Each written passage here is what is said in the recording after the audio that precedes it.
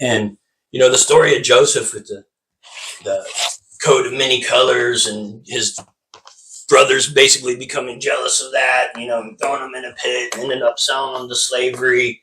And then and Joseph then becomes the right-hand man of Pharaoh, equal in authority, and sees the future of a famine coming and the wisdom to prepare for that famine, 5 years of abundance and then 5 years of famine. And was so smart, really, that he set up Pharaoh to be economically successful during this time of famine, prepared for it, and all the stores, to the point where everyone had to come to Egypt to survive. And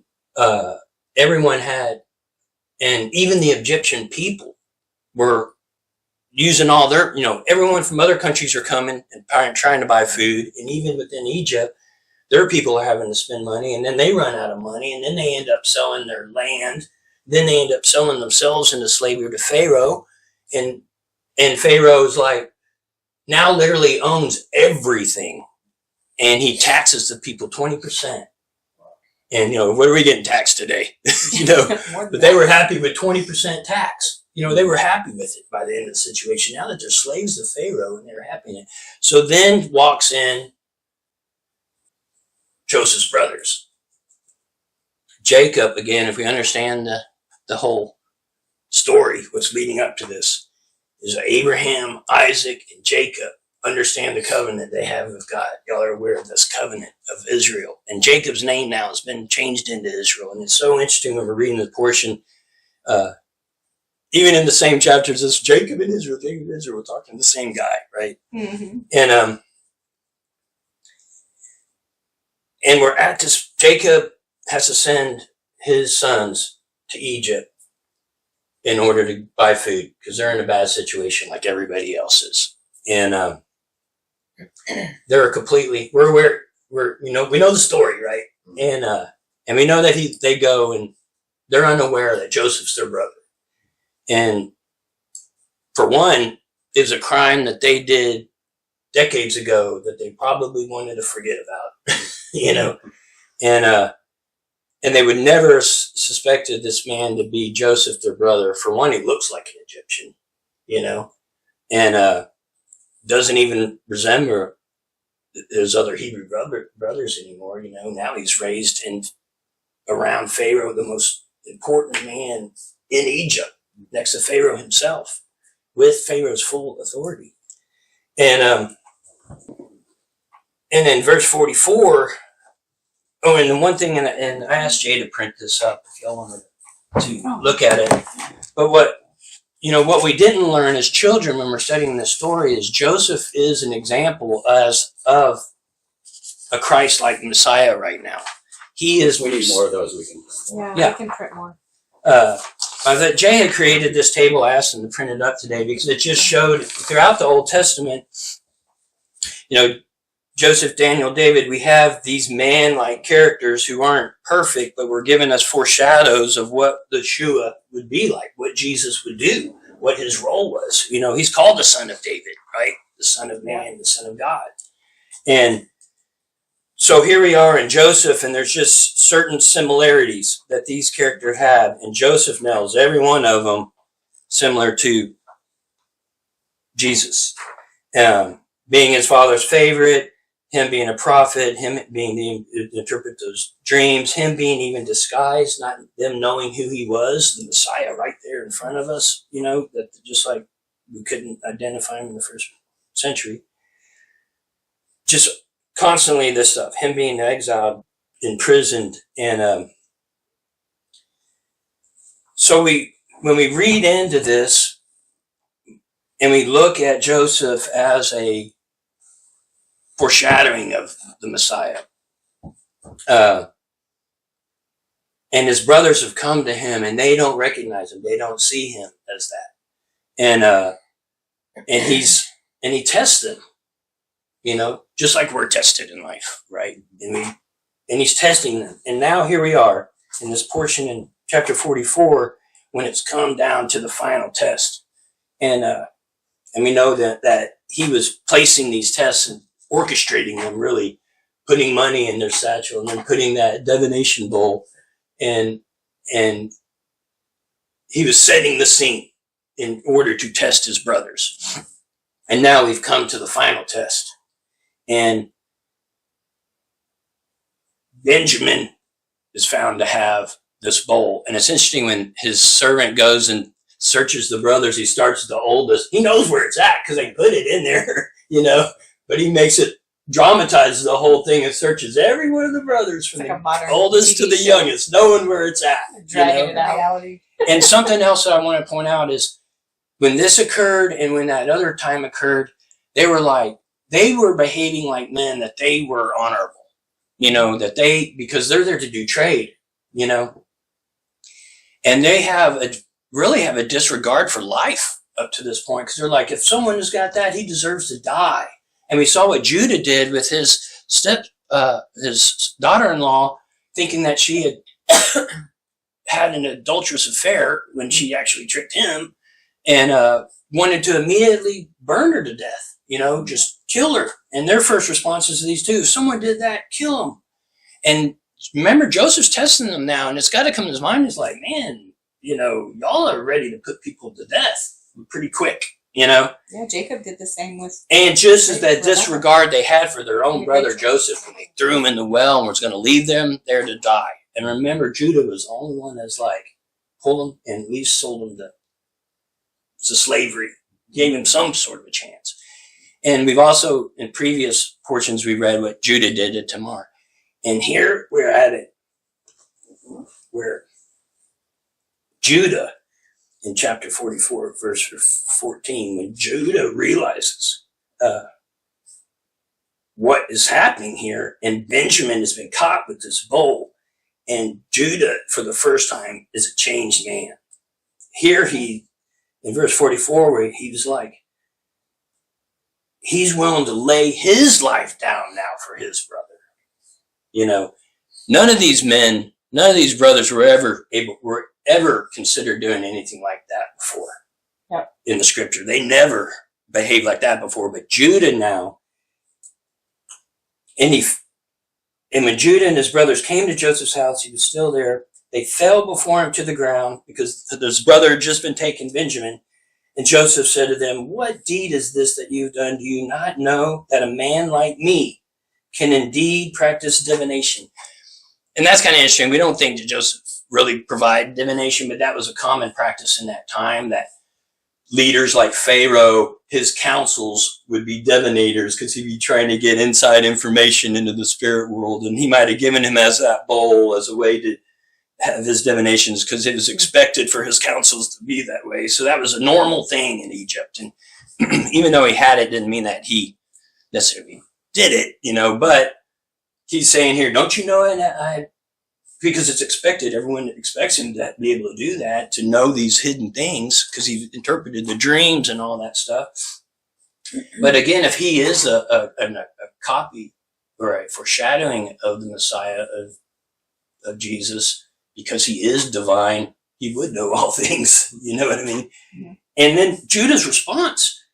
And Judah said, what shall we say to my Lord? What shall we speak? Oh, how can we clear ourselves? God has found out the guilt of your servants. Yeah. Judah, for the first time, confessing he's a guilty man. Judah's heart right here is broken. And he's being broken because he knows he's about to lose his brother again, another brother, and he knows it's going to kill his dad. And at this moment, he reveals to Joseph that he has no other greater love than to give your life for a brother. And Judah right here, passed the test, that he saw that Judah did love his brother and does love his father. And that's what Joseph was trying to get to. That's what he was testing these men. And Judah, out of all these brothers, Judah's the one that comes up again. And so that's really interesting. But this is when his heart is broken. And imagine all of us at the feet of the Lord. Yeah. Lord, I'm a guilty man. I can't even, I got so many sins to confess, I can't even start, And this is what's going through Judah right here. It's like, it's coming to fruition, everything that he's done wrong. We saw that with Tamar. And like, he's got to, from here on, he's a new man, a different man. Pretty awesome. But you do got to remember that he, John, I want to go back a little bit about that idea. John 10, when Jesus says that no man can take my life from me, it's given to me to take myself and to take it back.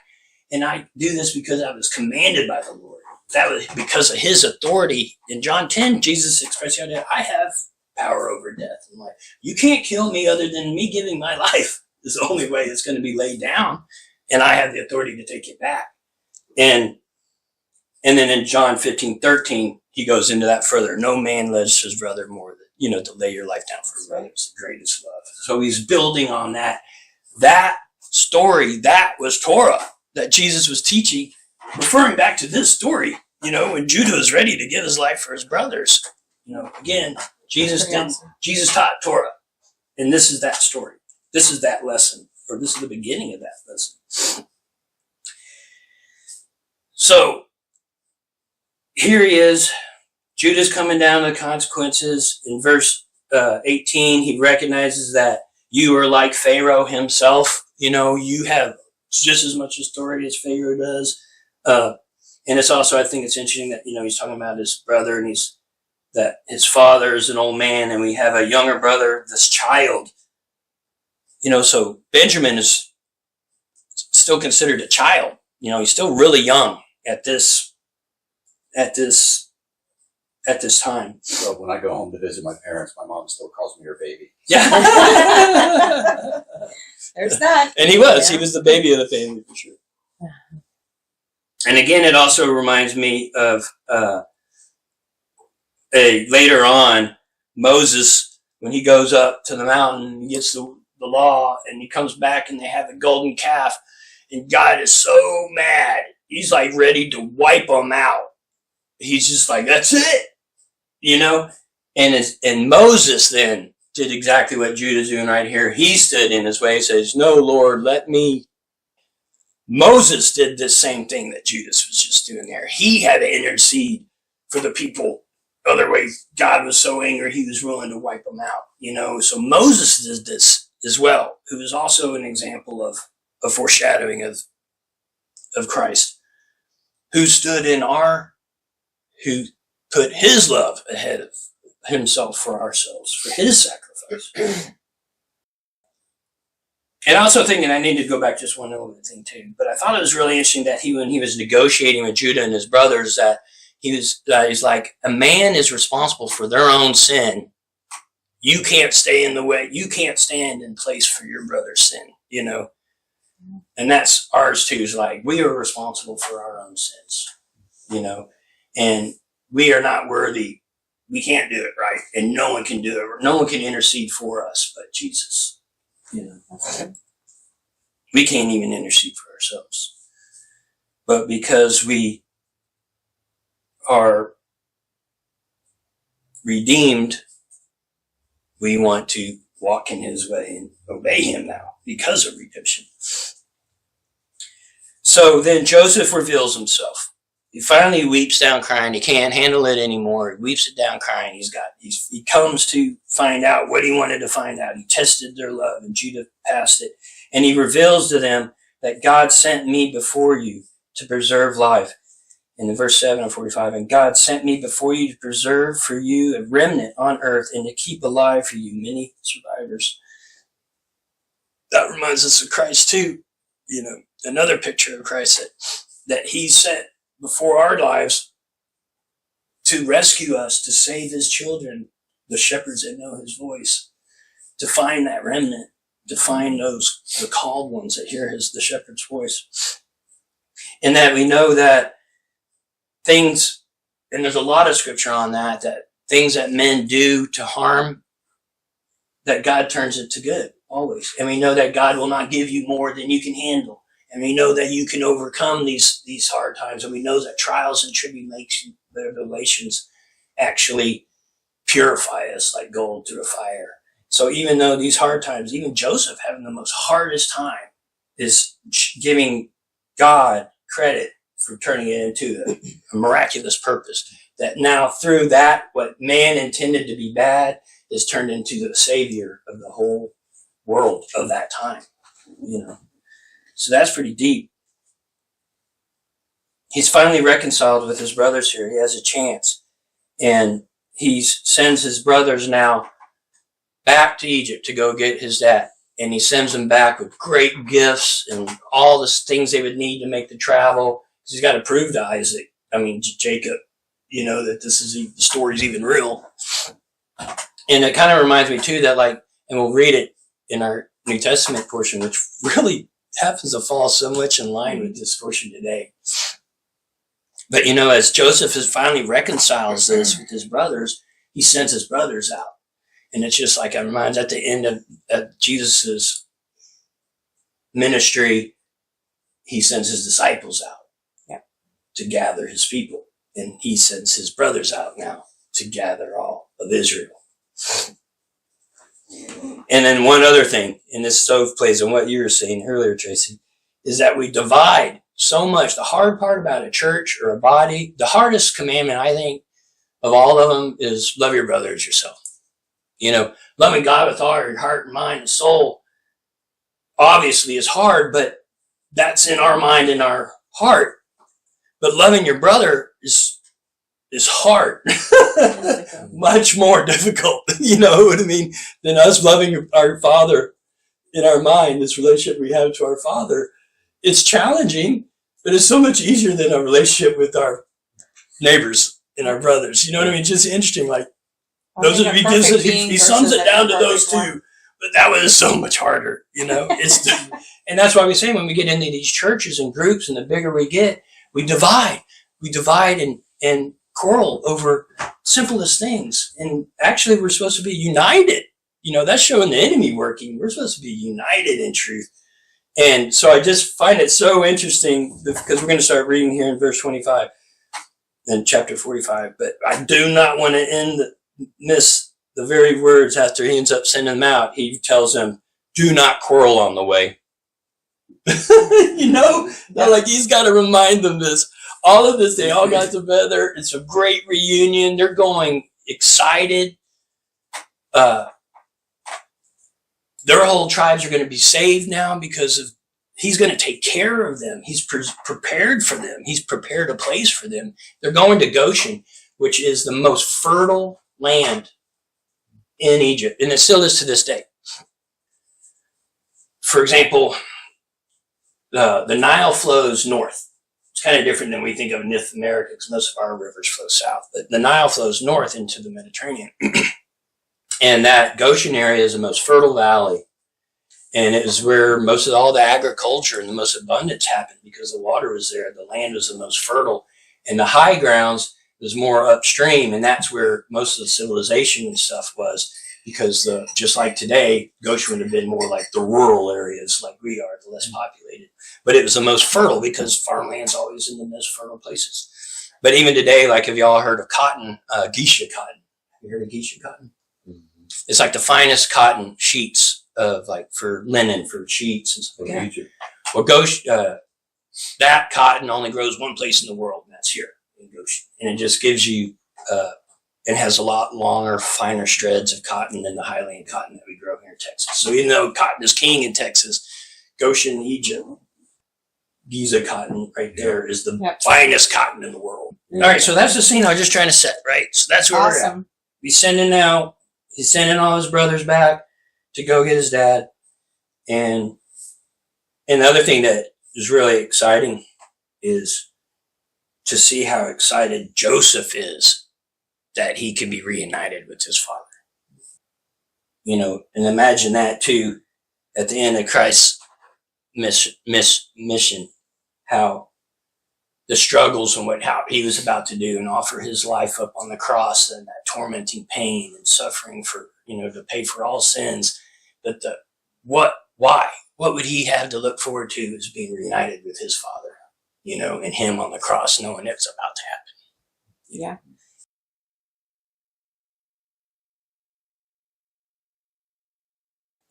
And Israel said, "It is enough. Joseph, my son, is still alive. I will go and see him before I die." And I think that's interesting. That's right there is Jacob, and right there it's Israel. So you know why. So Jacob's a man, but when he realizes his son's alive, Israel says, referring to the covenant, God's faithfulness. Really good. God's Really faithfulness. Good. So whenever he says, when we're reading this, he'll keep saying Jacob. When he says Israel, it's because we're looking at Jacob is remembering his covenant. Here, Israel, he's got this vision from God, and God reminding him, and he's telling him not to be afraid, because Jacob has been told not to leave the land that he's been promised. Abram had told him, Isaac had told him. So this whole time, Jacob is completely aware of the covenant of the land, and he's been told to stay in the land, to not leave the land, and now he's being told to leave the land. And God has to remind him not to be afraid. And why would Isaac be afraid? Because he's aware of this full covenant. And I'd like to go back Genesis 15 real quick to remind us what Jacob knew of the covenant. His dad, this whole time, he's been told not to leave the land that has been promised you. But Genesis 15, 12 through 14, back when he is giving Abraham, making his covenant with Abraham, which Jacob is aware of, and starting verse 12, as the sun was going down, a deep sleep fell on Abram, and behold, dreadful and great darkness fell upon him. And when the Lord said to Abram, know for certain that your offspring will be sojourners in a land that is not theirs, and will be servants there, and they will be afflicted for 400 years. But I will bring judgment on the nation that they serve, and afterwards they shall come out with great possessions. Jacob is afraid because he's been told this. He knows his family is going to be sojourners in a foreign land, and they will be slaves for 400 years. And he knows this is what is going to happen if he goes to Egypt. And they will. They will be slaves in Goshen for the next 400 years, and it'll be Moses will be the one that brings them out. So I'm just saying, Jacob knows what's going on. He knows all full well what happens if he goes to Egypt. Yeah. If he believes in the covenant that Abraham and Isaac is now his duty to hold, he is full aware of what the consequence is going to be if he takes all that he has and goes to Egypt. And that's why God had to personally come to him in this vision to reassure him to not be afraid, because otherwise I don't know if he would have done it. He'd be like, Joseph's so great, why don't Joseph come to me? When it's also right after he just gets his entire family back. Now he has everything again. Yep, he has everything again. So now he has to put everything on the line again. Right. And then in these next verses, 8 through 27, sons and their sons and the descendants of all the 12, all persons belonging to Jacob, who came into Egypt, who were his own descendants, not included Jacob's sons' wives, were 66 persons in all. And the sons of Joseph, who were born to him in Egypt, were 2. All the sons of the house of Jacob who came to Egypt were 70. And there's a lot of prophetic stuff, even with the number 70, but 70 doesn't mean maybe actually 70 people, because when there is a census, it's usually counting the men. And those men would have their wives, and they'd have their children, and then they have their servants. So if there were 70, more likely it's more like 140 being married and kids. So it's well over 200 people that he would have brought with him, maybe even more. But it's the descendants is the only thing that matters, because this is all for the purpose of the covenant, right? That Jesus would come to. So then he sent Judah ahead of him to Joseph to show the way before him in Goshen. And they came into the land of Goshen. And I think this is kind of interesting to point out too, because Judah now is elevated himself to be a leader of the brothers. And he's not the firstborn, he's the thirdborn. But now Jacob sets him out to lead everybody back to Egypt. Appoints him to lead the pack. And I imagine that was, imagine Judah's a new man, a different man. And imagine Jacob recognizes that. I think it would have been, all consideration, it would have been normally the firstborn he would have set out in the lead, but he sends Judah. And I think it's because Judah's, like I said, is demonstrating the leadership. And when Pharaoh calls you and says, "What is your occupation?" you shall say, "Your servants have been keepers of livestock from our youth even until now, both we and our fathers, in order that you may dwell in the land of Goshen. For every shepherd is an abomination to the Egyptians." The Egyptians, they didn't raise sheep like that. The Egyptians did cattle.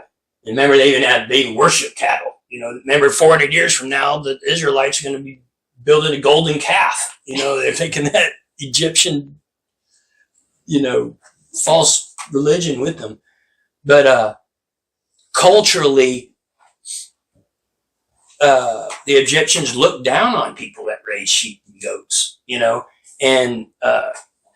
and really separated themselves from those kind of people. So God, again, is preparing the way where he's sending them to the most fertile land in Egypt, and the Egyptian people at this time don't even want anything to do with them, not at all.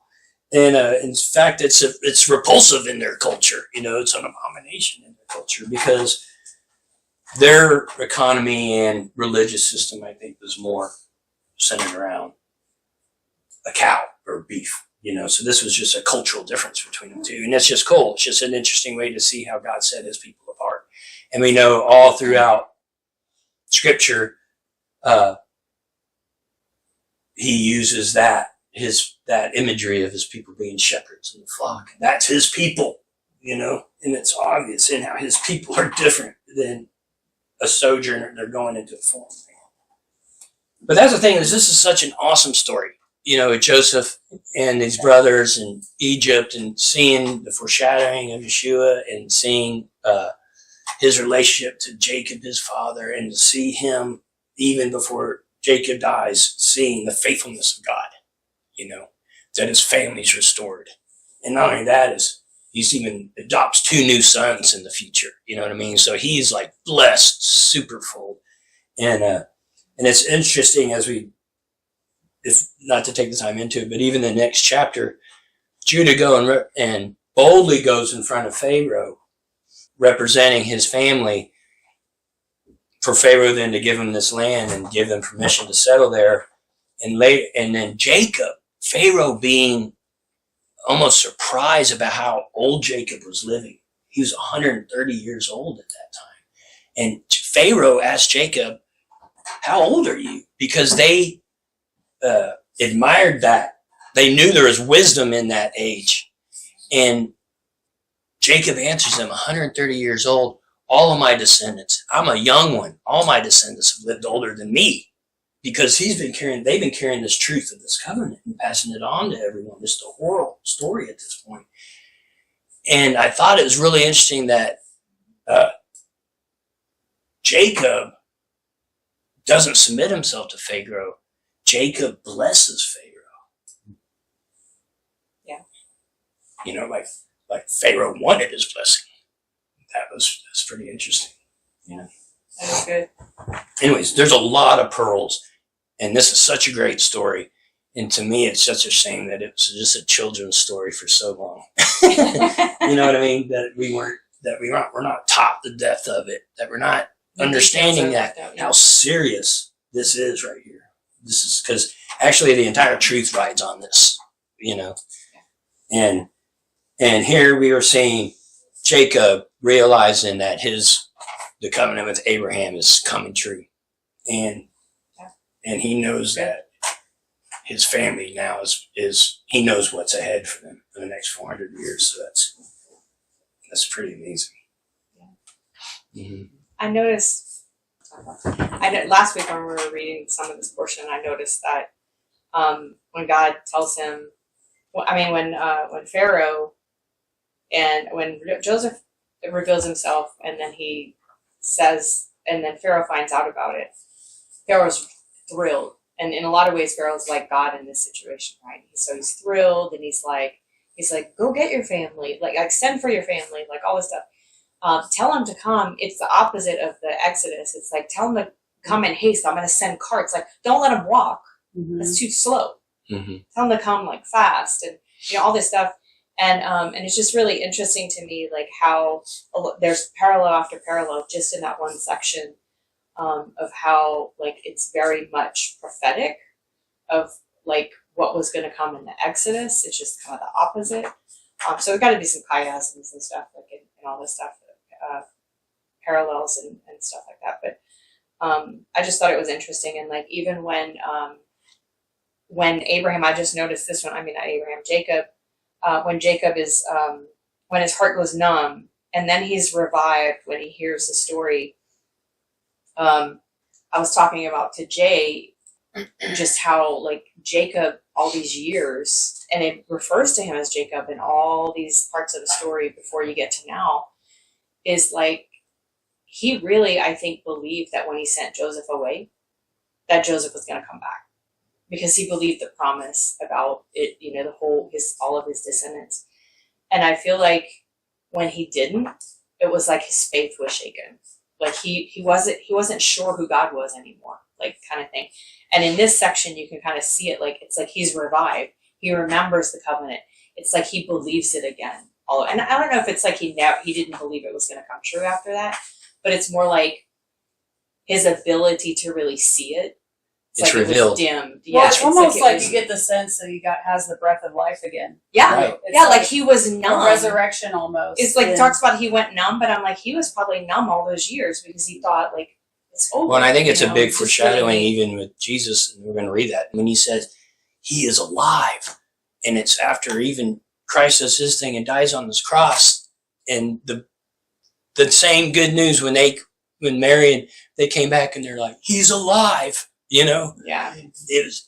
It brought them as much joy as it would have brought Jacob right then. Yeah. That he's alive, Yeah, because it's a big deal. And then the truth was revealed to them. It's like they didn't know. They couldn't understand it until he died and until he was alive, and even now Jacob couldn't understand how God was preparing the way.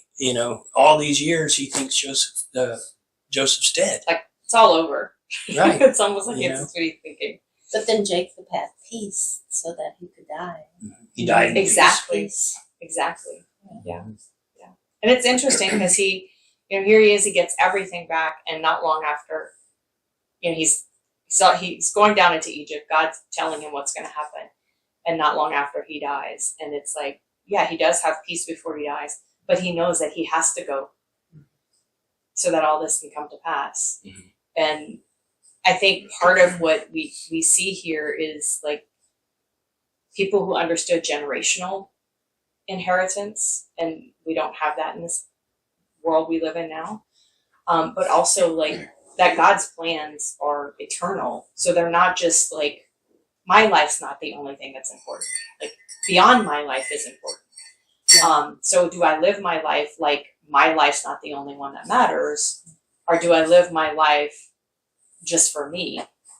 And get yourself an RV and Yes, and all the things that we do in this world right now, where it's like it's all about us, and it's not about building something for the next generation. I see you with sons, and I'm like, oh, this is so good, because that's why we're here, right? It's like if we're not doing something to instill in the next generation the promises of God, and to help them build whatever it is that they're going to build on. Then what are we doing? And then when we get old and we're like moving on, it's like we can be like, okay, I did my thing that I was supposed to do. I can die in peace. Mm-hmm. Like, and I think that's what we're seeing with him, is like he's like, I've done the thing. I've run the race. and he got all his sons back. He got Manasseh and Ephraim, Egyptians, and he adopts them as equal sons. So now there's 14 tribes, and Manasseh and Ephraim, he grafts them in to his family and gives them equal portion as all the other brothers. I think there's something too in this, just in, Joseph was favored by his father, and that made all his brothers jealous. Mm-hmm. And then he sits there and blesses Benjamin fivefold, and he had to urge his brothers to, now No, y'all let's don't not quarrel fight. because he knows y'all were Yes. jealous last time there was showed favoritism. But I think it's also a New Testament lesson that Jesus taught us, a Torah lesson, is the talents. He gives some talents more than others, Yeah. you know, that some are, and you can't explain why, but he knows what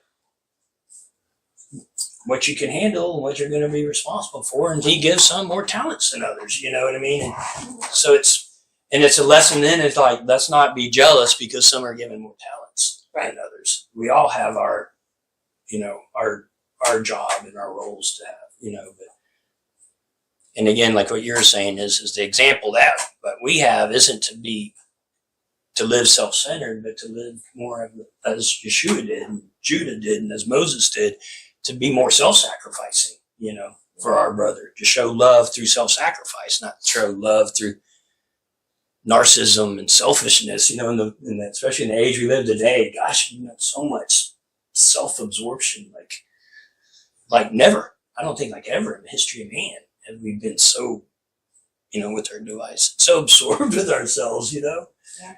A lot of it is just taught.